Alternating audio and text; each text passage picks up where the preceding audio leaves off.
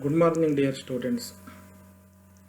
In this session, let us learn the words and phrases in contemporary use. We use certain words and phrases in our day-to-day life. Let us learn some of the words and phrases that we use in our day-to-day. They are called everyday expressions. So, everyday expressions are the words or phrases used in both written and spoken language to convey certain ideas. Everyday expressions ದಿನನಿತ್ಯ ನಾವು knowingly or unknowingly we use certain English expressions and words. We use them both in writing and also in spoken language. They convey certain ideas. So they might create sometimes a misunderstanding. Sometimes those expressions may create a misunderstanding or confusion if the exact meaning is not known to the speaker. ಆ expressions ಎಲ್ಲರೂ ಬಳಸ್ತಾರೆ, ನಾವು ಬಳಸ್ತೀವಿ ಅಂತ ಬಳಸಿದರೆ sometimes we may not know the meaning of that expression or word. So it is better to know the correct meaning of those expressions and words. The English language has a lot of informal expressions that native speakers use in their day-to-day life.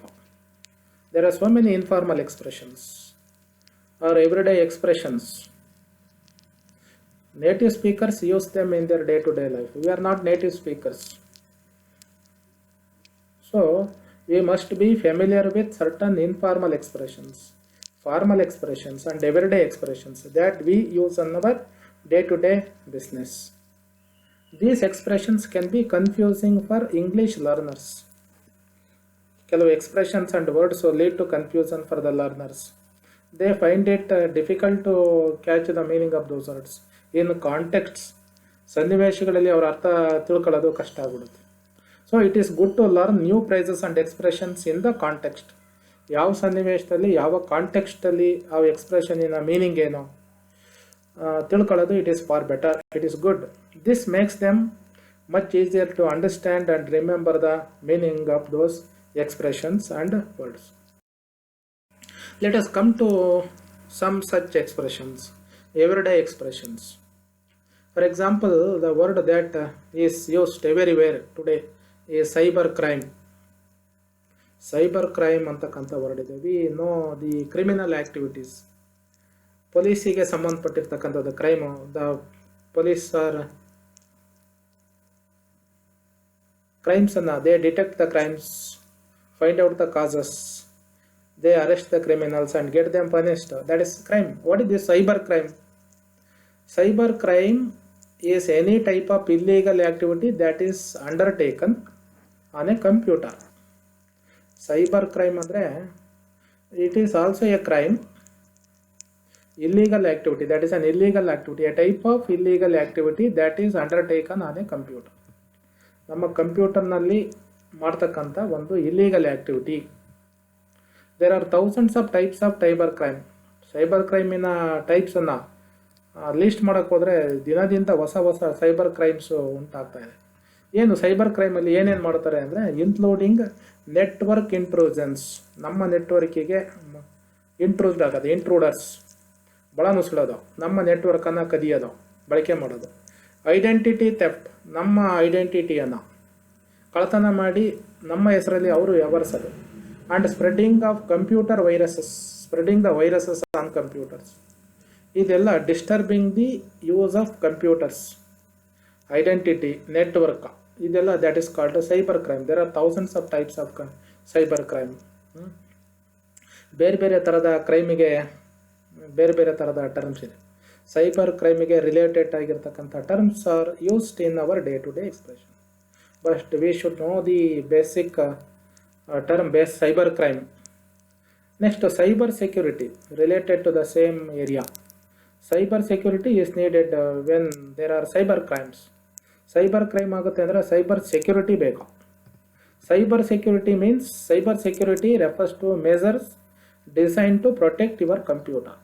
Cyber security ಅಂದರೆ ನಮ್ಮ ಕಂಪ್ಯೂಟರನ್ನು protect ಮಾಡಲಿಕ್ಕೆ, ನಮ್ಮ ಡಿವೈಸನ್ನು, ನೆಟ್ವರ್ಕನ್ನು cyber ಕ್ರೈಮಿಂದ protect ಮಾಡೋಕ್ಕೆ ಇರತಕ್ಕಂಥ ಒಂದು measure.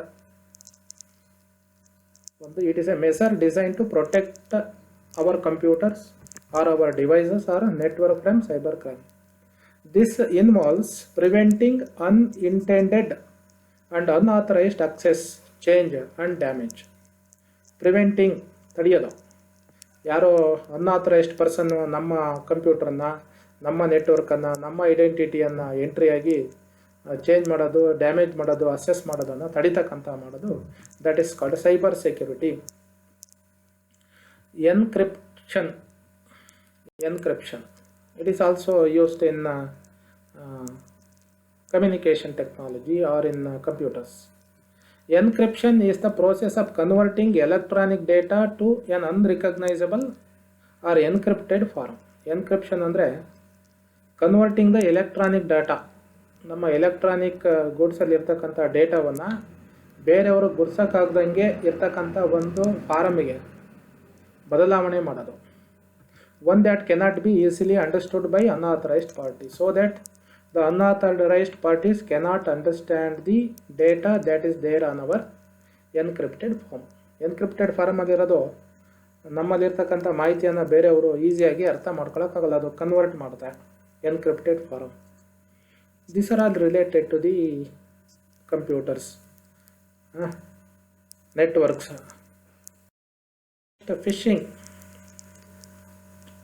Phishing is another term that is used in our day-to-day life. Phishing is a type of email fraud in which the perpetrator sends out emails that appear to come from a legitimate service or reputable company such as a bank or email service provider.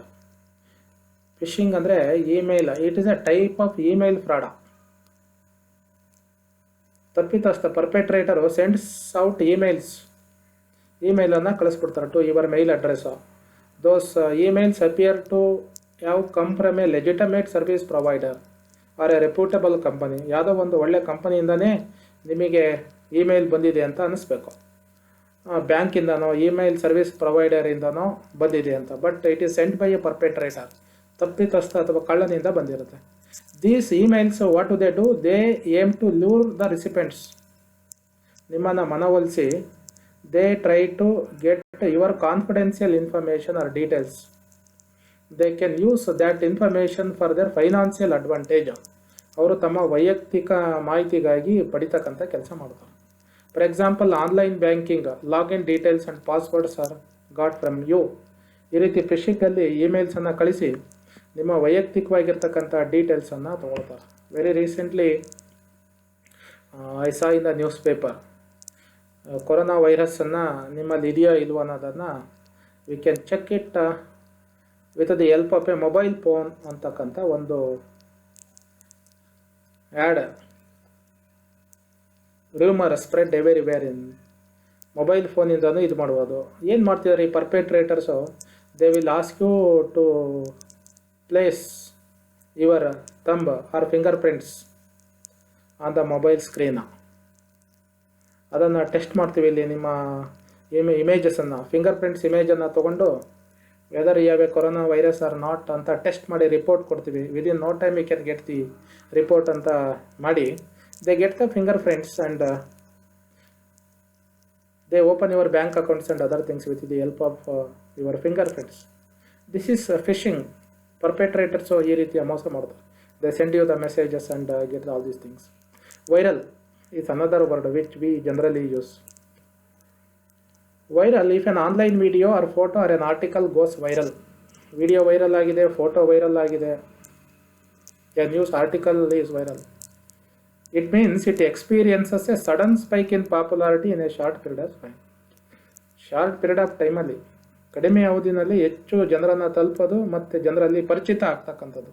Viral, goes viral, become very very popular. Certain singers become viral overnight. Certain songs become viral overnight. So there are certain informal expressions. Look on the bright side. Consider the positive aspect of the bad situation. Look at the bright side. Don't always look at the negative side of the thing. Bright side, positive points of a bad situation. Tricks of the trade. Special skills or knowledge of a profession. Tricks of the trade, ಪ್ರತಿಯೊಂದು ವೃತ್ತಿಗೆ ಅದರದೇ ಆದ special skills knowledge ಇರುತ್ತೆ. If you know the tricks of the trade you will get success. Tricks of the trade ಗೊತ್ತಿದ್ರೆ success ಆಗುತ್ತೆ, otherwise you cannot get success. So one should know the tricks of the trade. ಕೆಲಸ ಗೊತ್ತಿರೋದಿಲ್ಲ, ಅದರ tricks ಏನು ಅಂತ ಗೊತ್ತಿರುತ್ತೆ. Hit the road. Hit the road means start travelling. The new car from that company hit the road yesterday. ಹೊಸ car ರೋಡಿಗೆ ಬಂದಿದೆ, ಮಾರಾಟಕ್ಕಿದೆ, ರಸ್ತೆಗೆ ಬಂದಿದೆ. I lost my cool. Last my cool is an expression which means I got very angry. I lost my cool yesterday morning with my friend. Don't play dumb. Don't play dumb means don't pretend like you do not know what I am talking about. ನಾವು ಹೇಳಿದ್ದನ್ನು ಕೇಳಿಸ್ಕೊಳ್ಳಲ್ಲ, ಅರ್ಥ ಆಗ್ತಾ ಇಲ್ಲ ಅನ್ನೋ ರೀತಿಯಲ್ಲಿ ವರ್ತನೆ ಮಾಡೋದು. Don't play dumb. Drown my sorrows. It is another informal expression. Drown my sorrows means deal with the problems by drinking lots of alcohol. ದುಃಖ ಆಗಿದೆ, ಅದಕ್ಕೆ ಆ ದುಃಖಗಳನ್ನು ಮರಿಲಿಕ್ಕೆ I drink a lot of alcohol ಅಂತ ಹೇಳೋದನ್ನು drown my sorrows. I went to drown my sorrows. He went to drown his sorrows. Hit the rock bottom. Hit rock bottom. Reached the lowest point in life or in business. He hit the rock bottom in his business. A wake-up call. A wake-up call means an event that made me pay attention to the dangers and problems. It is a wake-up call for me. Coronavirus is a wake-up call for the governments to take precautionary measures. Deaths number is going up day by day. It is a wake up call to the governments or the political parties. ರಾಜಕೀಯ ಪಕ್ಷಗಳಿಗೆ, ಸರ್ಕಾರಕ್ಕೆ ಇದೊಂದು wake up call. ರೆಪ್ರೆಸೆಂಟೇಟಿವ್ಸ್ಗೆ ಒಂದು wake up call. They have to pay attention to the dangers or problems, otherwise they have to face the consequences in the days to come. Rush hour is another term that we use. Rush hour is a time of a day when many cars and vehicles are on the street because people are going to work or home. Rush hour, morning they go to office and in the evening they return home. It is a rush hour. Neck to neck, neck and neck, close competition. There is a neck and neck competition in business today. Front runner, another expression. Front runner is the competitor most likely to win in the competition. He is the front runner. Who is the front runner? Which team is the front runner in the tournament? Hot potato. Another very important expression that we use. A difficult or a controversial topic. Hot potato. It is very hot. We cannot swallow or we cannot spit it out. ಉಗುಳಕ್ಕೂ ಆಗಲ್ಲ, ನುಗ್ಗಕ್ಕಾಗಲ್ಲ. Hot potato we need it. We would like to enjoy it. But it is very difficult to swallow or even spit it out. Difficult, controversial topic situation. An arbitrator. Arbitrator reaches a judgment but is not necessarily obeyed. Arbitrator andre reaches a judgment but his judgment is not necessarily obeyed. ಅದನ್ನು ಒಬೇ ಮಾಡಬೇಕು ಅಂತ ಏನಿಲ್ಲ. But mediator attempts to bring two opposing sides together and to settle a dispute. Mediator ಏನು ಮಾಡ್ತಾನೆ ಅಂದರೆ ಆರ್ಬಿಟ್ರೇಟರ್ಗಿಂತ he goes a step ahead, ಒಂದು ಹೆಜ್ಜೆ ಮುಂದೆ ಹೋಗಿ he makes an attempt to bring the two opposing sides together and settle a dispute. ಅವರ ನಡುವೆ ಇರತಕ್ಕಂಥ ಡಿಸ್ಪ್ಯೂಟನ್ನು ಸೆಟ್ಲ್ ಮಾಡೋಕ್ಕೆ ಪ್ರಯತ್ನ ಮಾಡ್ತಾನೆ. Arbitrator reaches a judgement but not necessarily ಒಬೇಡ.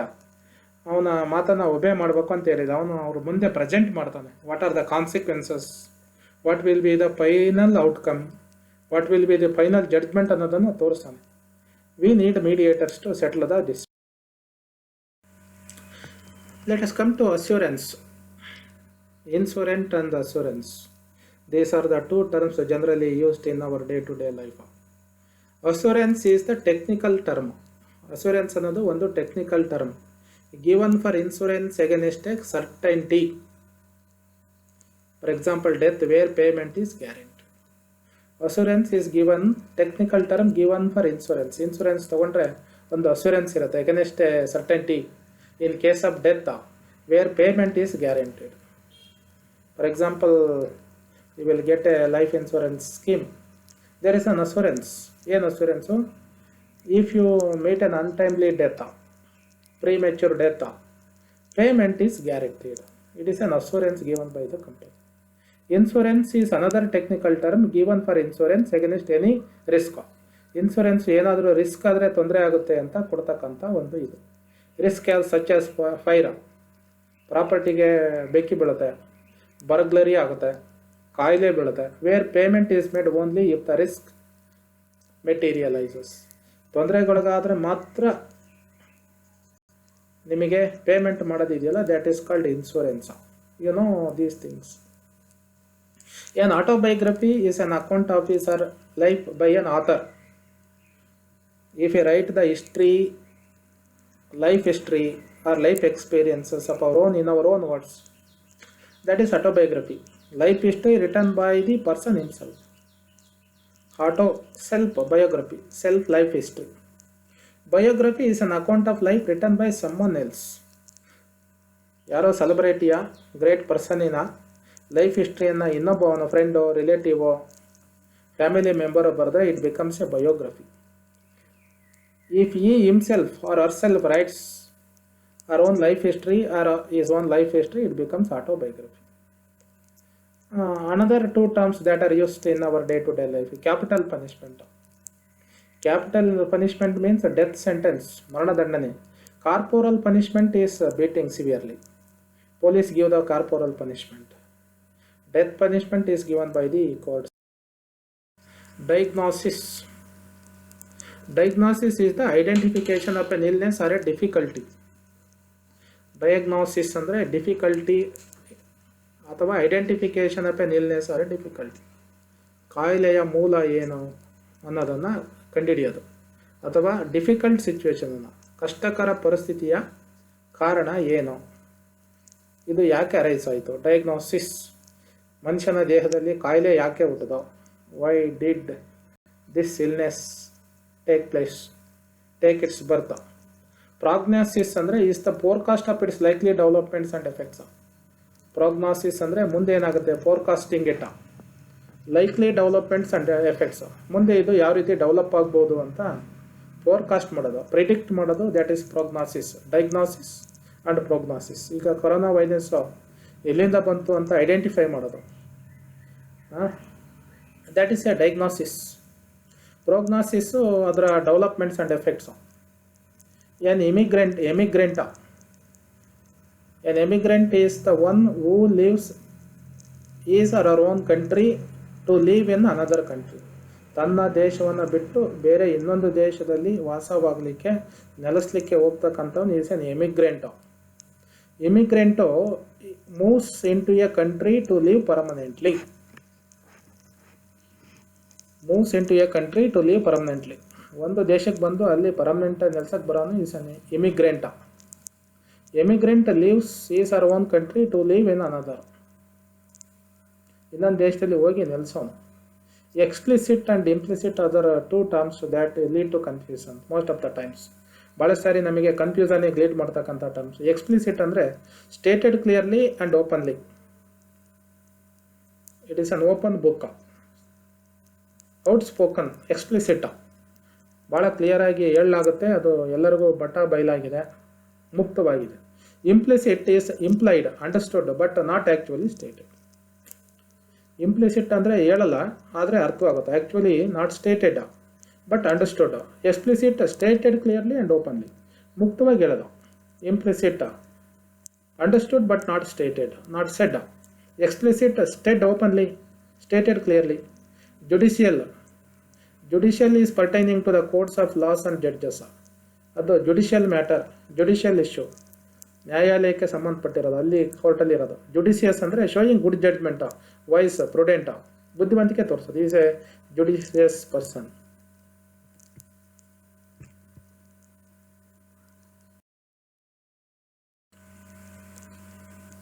Depression, a mental condition characterized by extreme gloom, feeling of inadequacy and inability to concentration.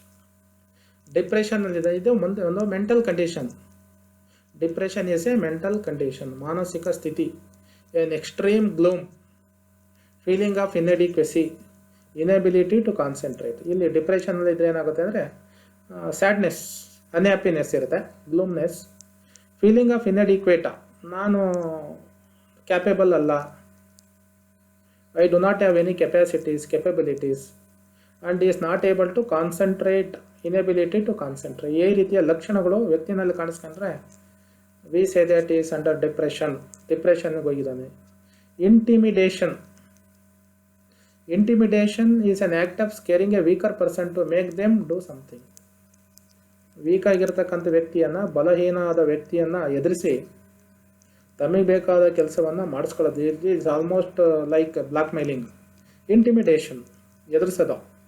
ಸ್ಕೇಪ್ Kota, someone who is punished for the errors of others. ಬೇರೆಯವರು ಮಾಡಿದ ತಪ್ಪಿಗೆ somebody is punished for the mistakes or crime committed by some other person. ಮಾಡಿ ತಪ್ಪು ಮಾಡಿದವರು ಬೇರೆ, punishment ಆಗೋದು ಇನ್ನೊಬ್ಬನಿಗೆ. ಯಾರು ಪನಿಷ್ಮೆಂಟನ್ನು ರೆಸಿಪೆಂಟ್ ಇದ್ದಾನೆ, unnecessarily one who receives the punishment for the wrong deeds are done by others is called a scapegoat. Bali Pashu. Defamation is an abusive attack on person's character or good name. Defamation. One has got a very good reputation in society, honor in society, respect in society. ಅದನ್ನು ಕಡಿಮೆ ಮಾಡಲಿಕ್ಕೆ it is an abusive attack on a person's character and good name. ಅವನು enjoy ಮಾಡಿರ್ತಕ್ಕಂಥ good ನೇಮನ್ನು ಕೆಡಿಸ್ತಕ್ಕಂಥ ಕೆಲಸ ಮಾಡೋದು, ವ್ಯಕ್ತಿತ್ವ ಹರಣ ಮಾಡತಕ್ಕಂಥ ಕೆಲಸ. Defamation. Archive means a collection of documents and records ಡಾಕ್ಯುಮೆಂಟ್ಸನ್ನು ಕಲೆಕ್ಷನ್ ಮಾಡಿ ಇಟ್ಟಿರ್ತಕ್ಕಂಥ ಒಂದು library is called an archive. Fracture is a medical term. Fracture is a broken bone or cartilage. Hypertension is high blood pressure. Inpatient, a patient who requires hospitalization. These are all some medical terms. ಹಾಗಾಗಿ we have so many terms related to various fields. Banking is ಸಂಬಂಧಪಟ್ಟಿದ್ದು, psychology, diseases, technology, science, agriculture, cinema, music, media. So there are innumerable terms that we use. I made an attempt to familiarize you with only a few such terms here. ಇಲ್ಲಿ ನಿಮಗೆ ಅಂತ ಕೆಲವು ಟರ್ಮ್ಸನ್ನು ಪರಿಚಯ ಮಾಡ್ತಕ್ಕಂಥ attempt ಮಾಡಿದ್ದೇನೆ. In the examination you are asked to write the meaning of that word and use the expression or the term in your own sentences. ಅದರ ಒಂದು ಮೀನಿಂಗನ್ನು state ಮಾಡಿ ಆ ಎಕ್ಸ್ಪ್ರೆಷನ್ದು ಅಥವಾ ಟರ್ಮಿಂದು frame a sentence, a meaningful sentence using that term or an expression. That makes clear that you know the meaning of that expression and you are able to use that term well in your spoken and written English. That is all about the expressions, everyday expressions. Thank you for listening.